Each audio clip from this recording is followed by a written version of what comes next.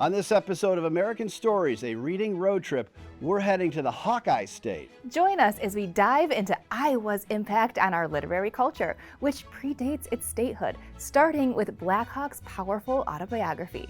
We'll also learn about the ghostwriter behind Nancy Drew and the illustrious Iowa Writers Workshop. One alumnus is Jane Smiley. Her novel, 1,000 Acres, earned her a Pulitzer Prize. We'll also hear from best-selling writers of today like Denise Williams, author of How to Fail at Flirting, and author of The Overnight Guest, Heather Gudenkauf. Join PBS Books, the Library of Congress, and the Iowa Center for the Book on a literary adventure through Iowa. This is American Stories, a reading road trip.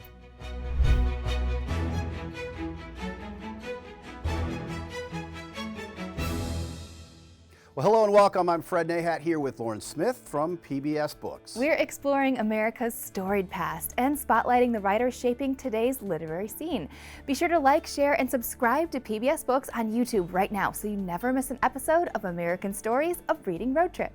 Today we're heading to Iowa, a state cradled by two great rivers. It is so overflowing with stories and literary heritage that it became the first state to have a U.S. city recognized by UNESCO for literature.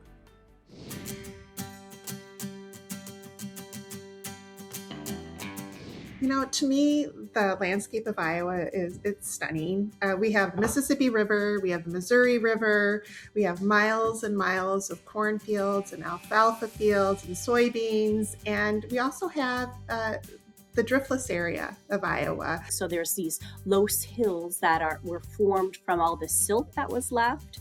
And then in the northeast, there's some rolling hills and some limestone caves. But generally, the state is pretty flat. People think of Iowa as a flyover state, and I guess they don't realize that if you were to land, you'd really be in the middle of a really great bookish space. We have incredible libraries and bookstores and booksellers and authors. Well, Iowa, for a lot of its history, was a very progressive place. It was a place that had, many firsts. The University of Iowa here in Iowa City was the first public university to admit students regardless of race. It was the first place to confer a master's degree in the fine arts. And so I think it really became a hub for creative people and folks who had great ideas that they wanted to pursue. It is really worth seeing different corners of the state because it is a little microcosm of our country in that you will find different colloquialisms, different cultures, different foods, different perspectives depending on what corner of the state you're in. And our diversity of perspective has always historically been our strength. I think you have to drive around and look for yourself, because it's an interesting place to drive around in. Like most places, every town is different. And so it's fun to wander around and look at the different towns and see what's going on. The people of Iowa I found to be generous, supportive, always there for you when you need them. And we're called Iowa Nice for a reason. I absolutely love driving the bookmobile and waving to people on country roads or waiting for the tractor to pass me. I can't imagine being anywhere else in the world, to be honest.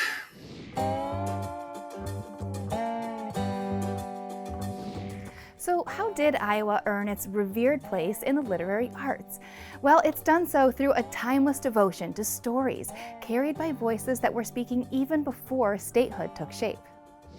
So as we think of past iconic works from Iowa, one thing that comes to mind considering the literary history of Iowa, we can note an early contributor that predates the state itself is the autobiography of Black Hawk. And Black Hawk was a leader of the Sauk, Fox, Kickapoo, and Ho-Chunk peoples who lived along the Mississippi and fought in battles in the Midwest on the side of the British in the War of 1812, but also in the Black Hawk War. And he told his story to Anton LeClaire, who was a government interpreter. And so Black Hawk told his story.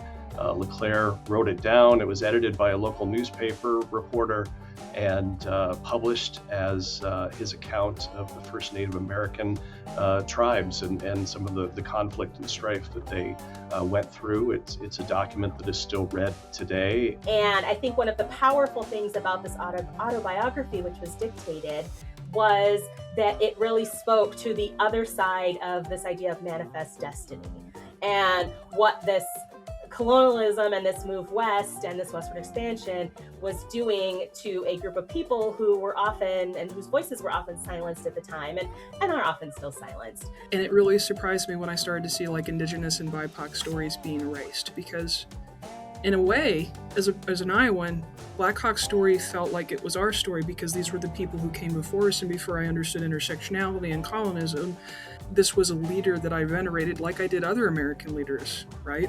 I think more stories about him and Indigenous people help us understand ourselves, because if we understand our past, we can really understand our present better, why we got here, and I think it actually will give us clues on where we're going.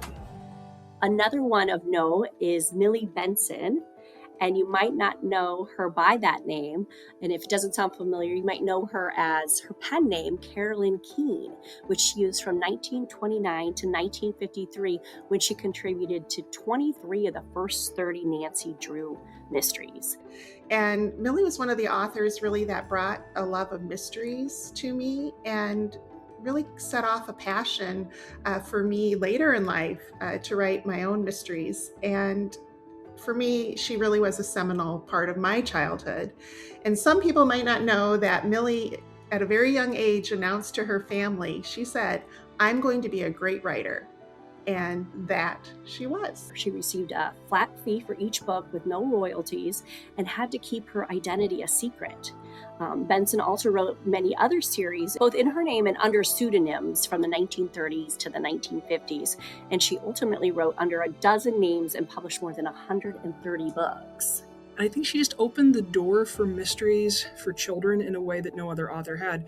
And when I became older and I was trying to research what university I wished to attend, I remember finding out that my favorite author was actually a journalist. She came to the University of Iowa to study journalism for the most part, and worked at the student newspaper and the yearbook, and became the first person to earn a master's degree in journalism from the university in 1927. But of course, there's been an awful lot of scholarship about the work that she did and the groundbreaking work of being a young woman writing so prolifically and so successfully. And the pay that she got, I think, was relatively low for how successful those books were. And you can read a whole lot more about that and the syndication of it and all of those pieces. But it's an interesting piece of history to look at from somebody who was so prolific in her life as a writer. And I think we can see that from many women authors and many authors of colors, and that's sort of the nature of ghostwriting.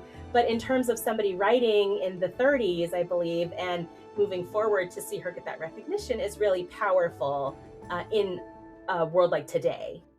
Another lesser-known historic figure, but certainly one with an impact on literacy and libraries, was Forrest Spaulding.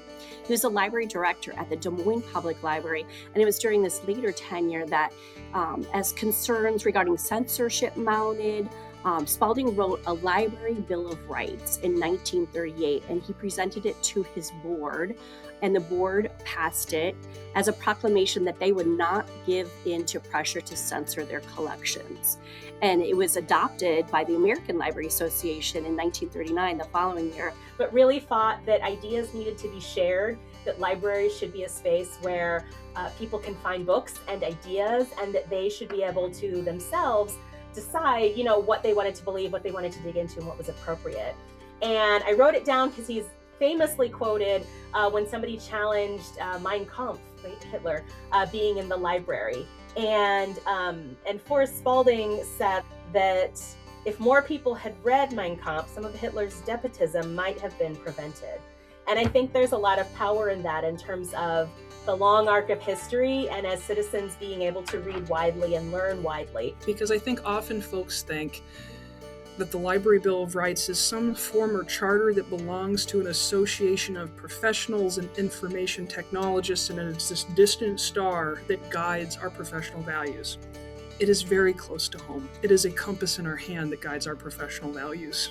And the American Library Association accredits library schools and information schools all around the planet, so it's literally become the international standard of free people reading freely. And that's an Iowa value. And I think it's an incredible talking point when we talk about what our founders intended, when we talk about making America great. This standard that's almost been here for 90 years has served us very well, and as a legacy, I hope we continue. Well, Iowa's a great state for book lovers, mainly because Iowa City has the honor of being designated as the UNESCO City of Literature. It's one of the few cities in the world that has that designation, and the first in the U.S., and that's largely part of its renowned Iowa Writers Workshop. So, the Iowa Writers Workshop was founded in 1936, and it was built on classes that actually started as earlier as the 19-teens. And it was about teaching young people, for the most part, how to write, and by doing so through what they call the workshop method. Well, I loved being in the Writers' Workshop. I met a lot of people who were just as interested in writing as I was, and they were all quite different from one another. I really learned a lot there. Learned a lot about teaching. I learned a lot about paying attention to my fellow students, revising what I was writing. It was really a great place. It is a fantastic program with a long list of notable alums. John Irving, T.C. Boyle, Rita Dove, who's the poet, former poet laureate, Joy Harjo. Graduates have claimed nearly every major literary award, almost too many to mention, but there's Pulitzer Prize winners like Marilyn Robinson, Philip Roth, Tracy Kidder, National Book Award winners, Dennis Johnson, John Cheever, John Irving. There's National Book Critics Circle Award winners, MacArthur Genius Grant recipients. So it is a prestigious place. It is harder to get into the workshop than it is to get into Harvard Medical School or Harvard Law School, based on percentages of applicants who get in. And it has also spun off a lot of other writing programs. It's just a very centralized hub for writing, not only in our state, but really across the country and around the world.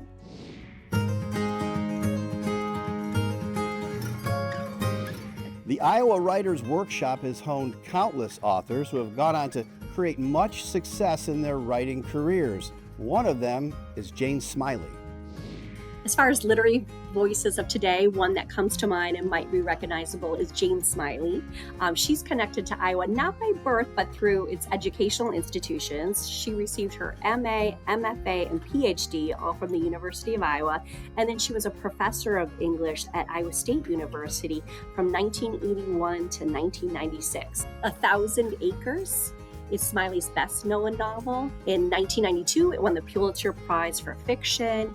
It won the National Book Critics Circle Award, and it was adapted as a film by the same name in 1997. Well, I mean, part of my inspiration was King Lear, which we read over and over in high school and college and graduate school. And I'm very fond of Shakespeare's plays, and I always call Shakespeare Uncle Bill.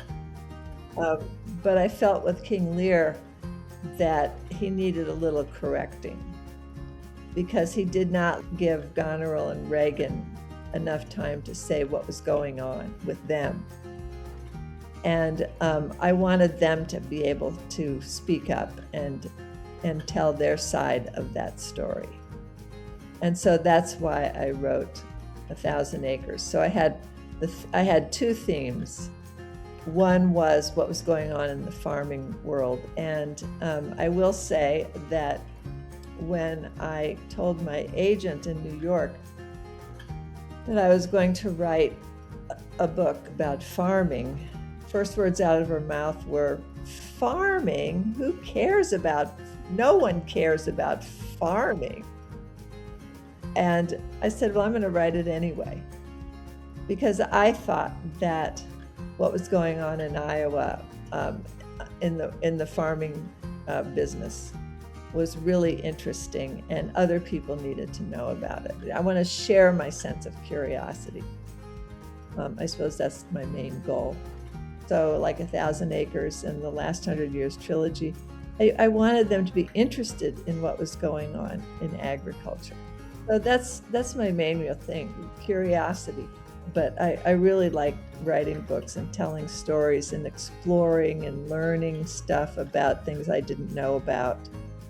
And it's been a real treat for me to do that. Another author is Denise Williams, who brings a modern perspective of inclusion and respect to her best-selling romance novels. Denise lives and works in central Iowa. She's known for her humorous, relatable romance novels that offer a little bit of spice, and she doesn't shy away from incorporating real-life complexities. Several of her books, Just Our Luck and The Read-Do List, are set in Des Moines, Iowa. She's done programs at area libraries and sells out at indie bookstores all over the area. You know, romance is the genre of hope.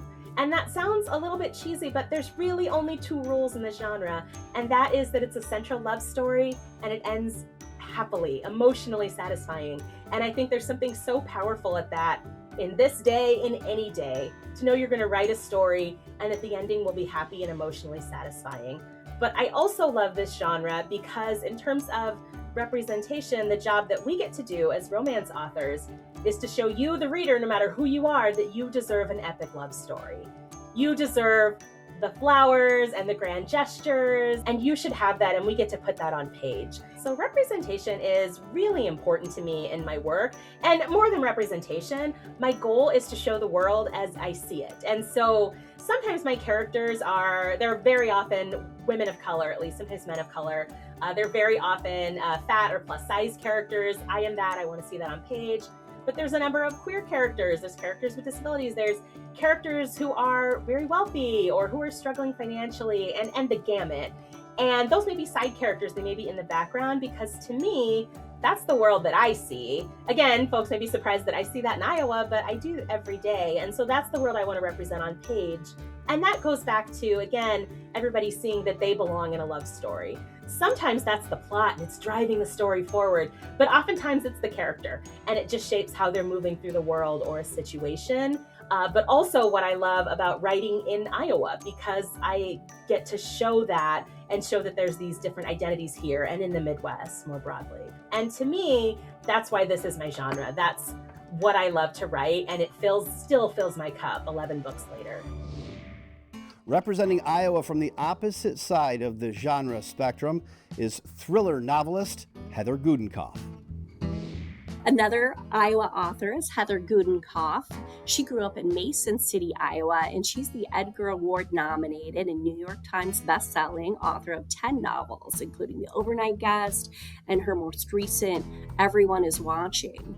I write thrillers, all with a connection to Iowa in some manner. And I write about regular, everyday people put in these frightening, often traumatic situations. But there's always a mystery to be solved, a villain to be brought to justice.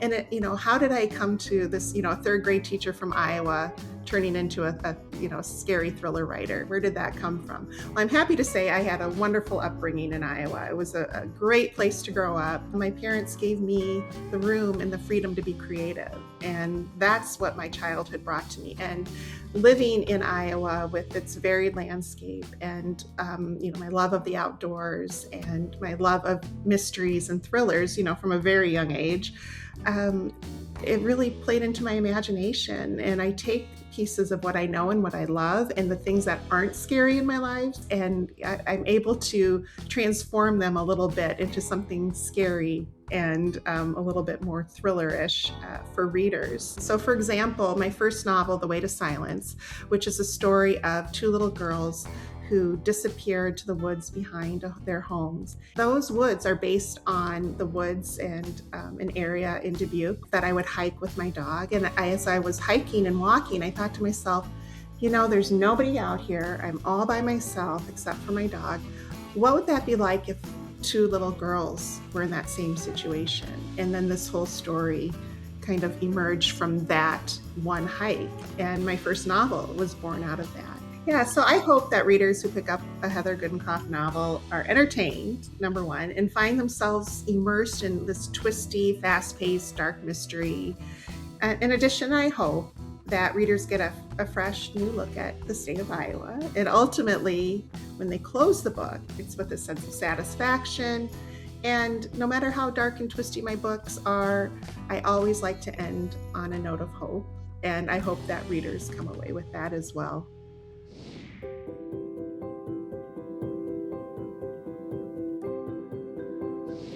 Another reason Iowans have such deep care for literacy is thanks to their access to libraries across the state. From grand institutions on university campuses to bookmobiles venturing into the farmlands, Iowa libraries take care of their communities. Iowa's got a great library scene. There are 544 public libraries in Iowa. It's ranked 8th in the nation per capita for registered borrowers. So for being a fairly small state population-wise, that's pretty impressive. People made more than 12.6 million visits to Iowa public libraries during fiscal year 24. So people are using their library. So close to my heart is honestly Parks Library, which is at the Iowa State campus. It's a beautiful classic building. It's been added on to. There's Grant Wood murals there. And so there's a lot of history. There's Christian Peterson statues inside. And if you get a chance to come to Ames, it's just a really incredible and beautiful facility where a lot of really modern, wonderful technology things are happening. And you can still feel like you're in the 20s, in the 30s while you're in that space. But I think the most important thing they and any university library are doing is preparing that next generation of scholars and leaders and politicians and business professionals to understand literacy.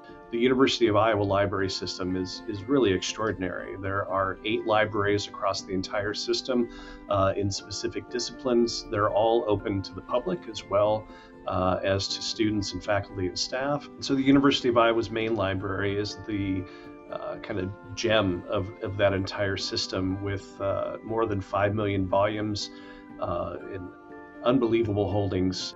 They have special science fiction collections, including a set of Spock's ears from Star Trek. The list of those things goes on and on. The State Law Library in Des Moines, Iowa is absolutely stunning. Think Victorian style architecture with these gorgeous intricate details everywhere you look, from like floor to ceiling. It's beautiful. And there's wrought iron spiral staircases on either end, and nearly 100,000 titles line the shelves. Is one of my favorite places on planet Earth, and I've written many a press release about legislative bills there, and taken a lot of time to just take it in, pretend that I'm Belle from Beauty and the Beast, and then hop back home. What I really like about our libraries is that I've never seen 2 that looked alike. The Des Moines Public Library has a number of branches, but in Des Moines, their central facility is a beautiful building. It has like a gold facade on it that kind of catches the sunset, and it's right next to a sculpture park in a really kind of happening part of downtown Des Moines.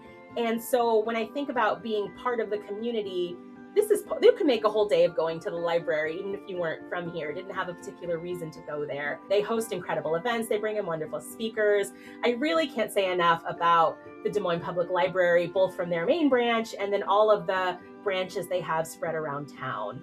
The Ames Public Library is a beautiful mix of old and new, incorporating exposed brick from the original 1904 Carnegie. You see that as you enter the lobby, and it's got a 2-story ceiling with a lot of natural light. The youth area is colorful and modern, and it encourages a lot of imaginative play. There's a favorite spot that's called the Little Theater, and it almost looks like a wooden fireplace, but it's got an inset glass case that features dioramas of children's book scenes. The Ames Public Library also has a bookmobile, and it features the illustrations from a late children's author, Derek Anderson, and it stops at schools and parks and the farmers market. So it's just a fun way to take the library out on the road.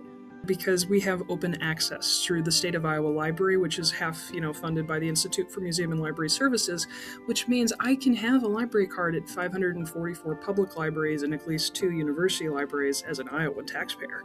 I think I have 137 so far, and it's just delightful because you walk in, and in the first 15 feet, you can find 6 community-driven initiatives. And it just reminds me that libraries are the community anchor institution no matter who they're serving, where they're serving, or how they're serving. And that drive from the community to lean in and support each other and share resources is fundamental to the American way, and probably why libraries have always been a part of America's story.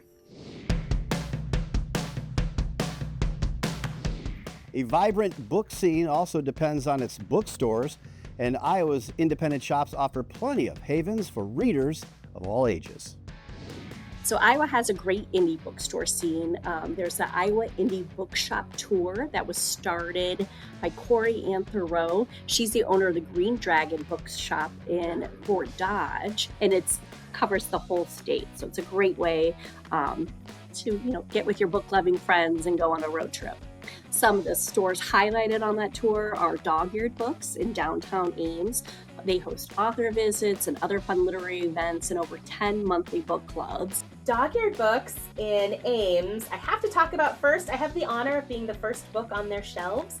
No matter what time of day I go in there, it is thriving. There are people shopping, there are people reading, they do programs for kids, they have a bookstore dog who helps with that. Story is the name of the dog.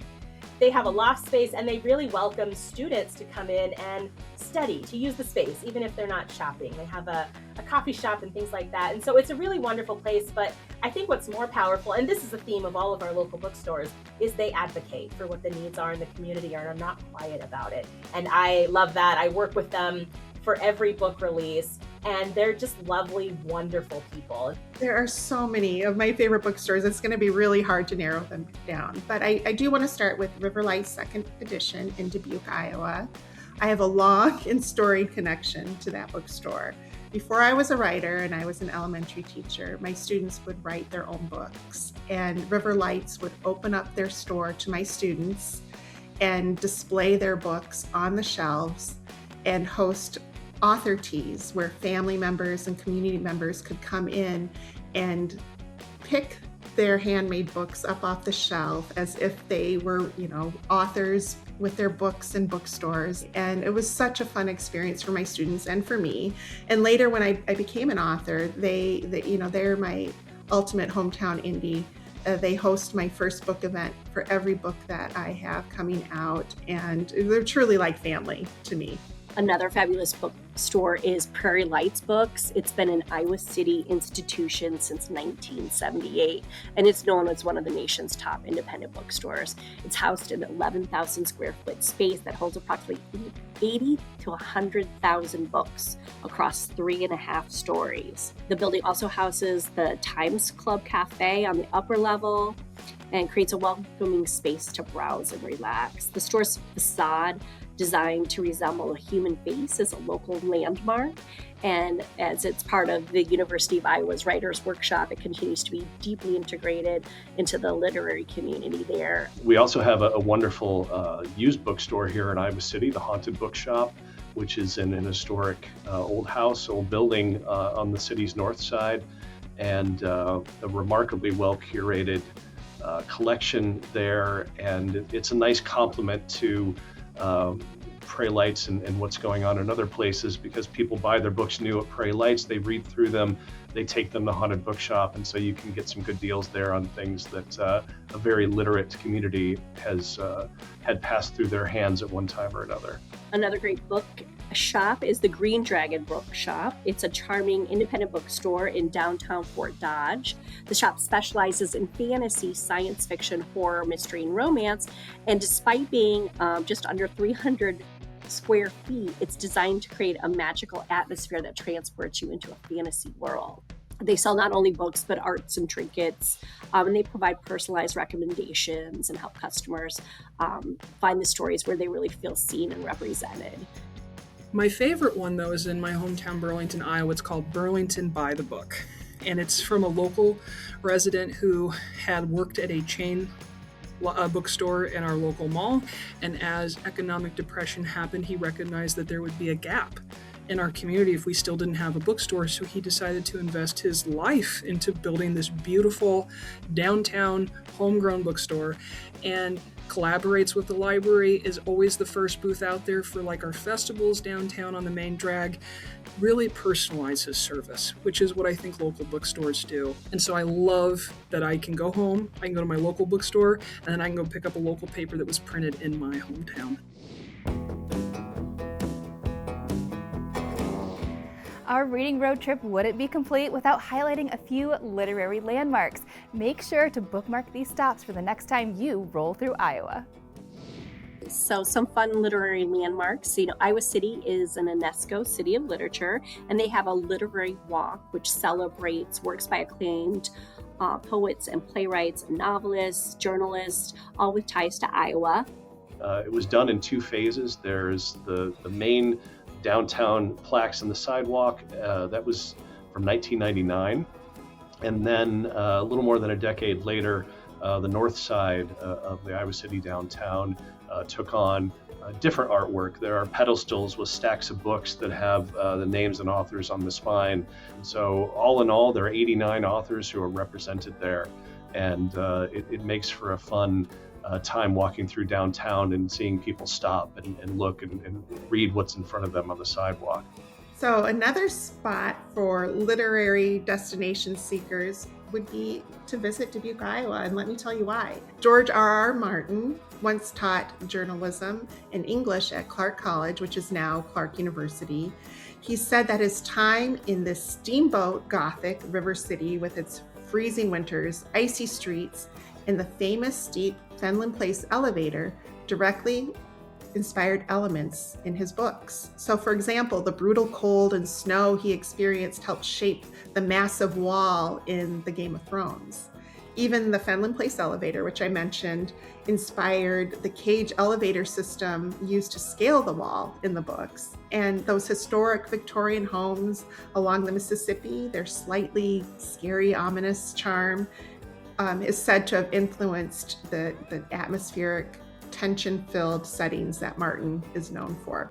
I know that it feels touristy, but it's absolutely not. If you can make it to the American Gothic Museum, it's stunning, and it's really humbling to see yourself in front of the house and sort of stand where the portrait would be.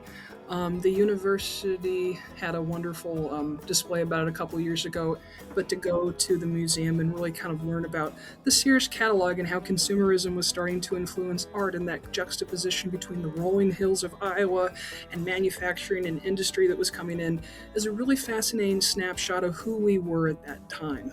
If you're also somebody who wants a little adventure, Google like the world's smallest, the world's largest, the world's first. Drive across Iowa, and there are tons of interesting things to see in small towns across the state, in addition to, again, their museums and great restaurants and things along those lines. But it's a neat state to check out. I would just encourage fellow authors to consider visiting Iowa. I guess that's just a plea to my own industry that if folks are looking and building their tours, come visit Iowa and meet the people here, because I think there are so many folks in this state who are hungry for literature and good things to read and to talk about all these different topics that we're writing about.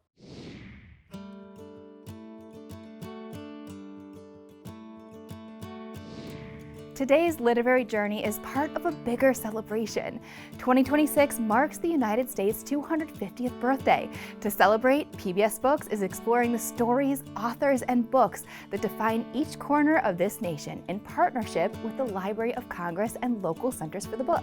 You might know that the Library of Congress is the largest library in the world, but what you might not know is they've established a local center for the book in all 50 states and 6 territories.